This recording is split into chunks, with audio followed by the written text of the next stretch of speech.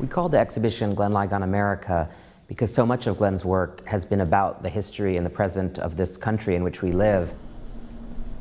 I started using the word America because I was interested in Charles Dickens' novel, A Tale of Two Cities. The novel has a very famous opening paragraph. He says, "It was the best of times, it was the worst of times." And I began thinking about how America was at the same place, that we were living in a society that could elect an African-American president, but also we were in the midst of two wars and a crippling recession.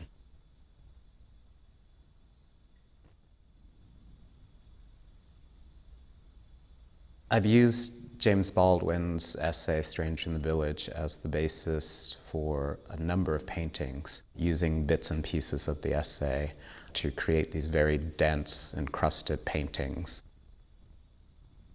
In Stranger in the Village, James Baldwin describes the time that he spent living in a Swiss village in the 1950s and the feelings that he had as probably being the first black person that many of the villagers had ever seen.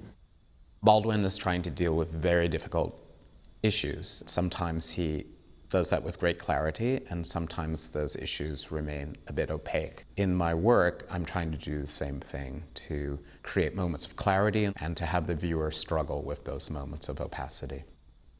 Baldwin's essay, Stranger in the Village, is really a way for Baldwin to think about what it means to be an American. And his conclusion is that Black Americans are not strangers in America because we've been here from the beginning.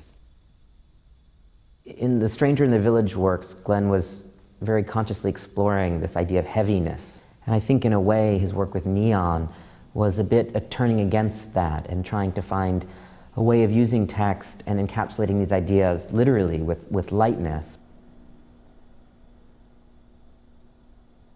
I started working with neon really by accident. The building that I have my studio in is next to a neon shop. As is always the case when Glenn deals with a form that other artists may have explored, he figured out a way to make it his own. In one neon, the lights flash as though the sign is broken. I think this could have a metaphoric resonance with some of the problems that this country is facing.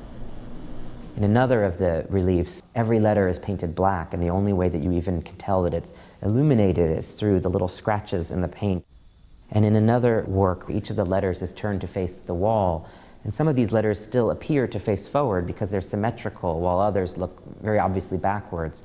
I think what these neons so beautifully encapsulate is that sense of America as a shining beacon, a place of great promise, a city on the hill. But at the same time, the black paint suggests a kind of shadow or an eclipse, the troubles that still haunt this country and our relationship to the world.